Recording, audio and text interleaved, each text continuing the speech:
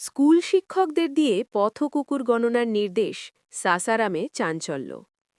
একের পর এক অশিক্ষাগত দায়িত্বে জর্জরিত স্কুল শিক্ষকদের ওপর এবার নতুন দায়িত্ব চাপাল সাসারাম মিউনিসিপ্যাল কর্পোরেশন। বিহারের রোহতাস জেলার সাসারামে স্কুল শিক্ষকদের দিয়ে পথকুকুর গণনার নির্দেশিকা জারি হওয়ায় তীব্র চাঞ্চল্য ও বিতর্ক শুরু হয়েছে। সাসারাম মিউনিসিপ্যাল কর্পোরেশনের জারি করা নির্দেশিকায় বলা হয়েছে, পুরসভা এলাকার অন্তর্গত সমস্ত স্কুলের শিক্ষক শিক্ষিকাদের পথকুকুর গণনার কাজে যুক্ত থাকতে হবে।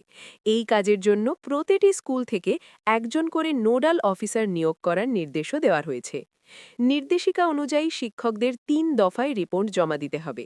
প্রথম ধাপে স্কুল চত্বর ও তার আশপাশে কতগুলি পথকুকুর রয়েছে তার হিসেব দিতে হবে। দ্বিতীয় ধাপে ওই কুকুরগুলির বর্তমান শারীরিক অবস্থা সম্পর্কে তথ্য জানাতে হবে।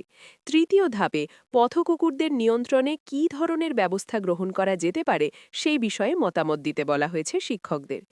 এই নির্দেশিকা প্রকাশে আসতেই শুরু হয়েছে ব্যাপক সমালোচনা। এক শিক্ষক নাম প্রকাশ না করার শর্তে বলেন, আমরা ইতিমধ্যেই জনগণনা, বিএলওর কাজ, নির্বাচন, জাতিগত জনগণনা সহ নানা অশিক্ষাগত দায়িত্বে জর্জরিত। শিক্ষক হিসেবে নিয়োগ করা হলে অন্তত শিক্ষকতার কাজ করার সুযোগ দেওয়া হোক। অন্যদিকে বিকাশ কুমার, সাসারাম পুরসভার কমিশনার, এই সিদ্ধান্তের পক্ষে সওয়াল করে জানিয়েছেন, সরকারি গাইডলাইন মেনেই এই নির্দেশিকা জারি করা হয়েছে এবং এর মধ্যে নতুন কিছু নেই। তবে সমালোচকদের বক্তব্য, পথকুকুর গণনা ও তাদের অবস্থা যাচাই করার কাজ পুরসভা বা প্রাণী উন্নয়ন দপ্তরের দায়িত্ব। এই ধরনের কাজ শিক্ষক শিক্ষিকাদের দিয়ে করানো শিক্ষা ব্যবস্থার ওপর অতিরিক্ত চাপ সৃষ্টি করবে এবং শিক্ষাদান প্রক্রিয়া ব্যাহত হবে। সব মিলিয়ে সাসারাম পুরসভার এই নির্দেশ ঘিরে প্রশাসনিক সিদ্ধান্ত বনাম শিক্ষকদের দায়িত্ববোধ, এই বিতর্ক আরও তীব্র হওয়ার ইঙ্গিত মিলছে।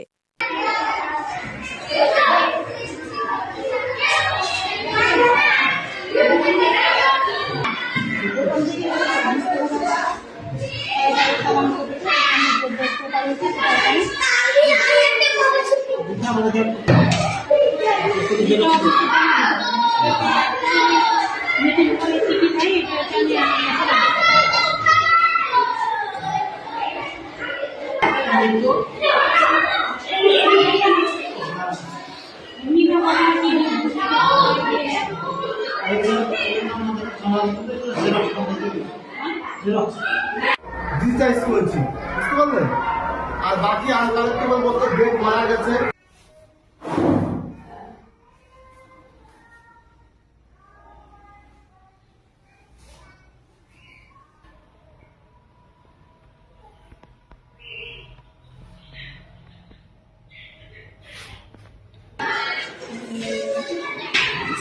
ডিজিটাইজ করেছি, বুঝতে পারলেন?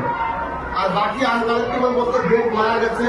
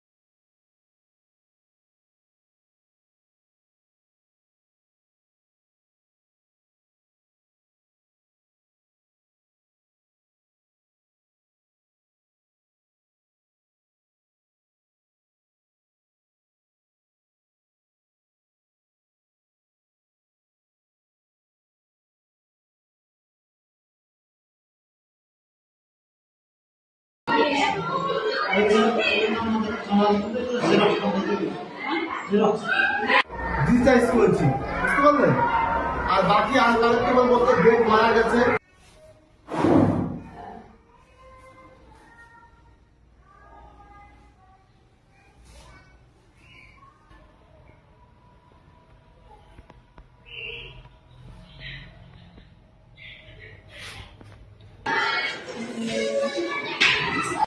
ডিজিটাইজ করেছি, বুঝতে পারলেন? আর বাকি আনকালেক্টেবল মতো বেড মারা গেছে।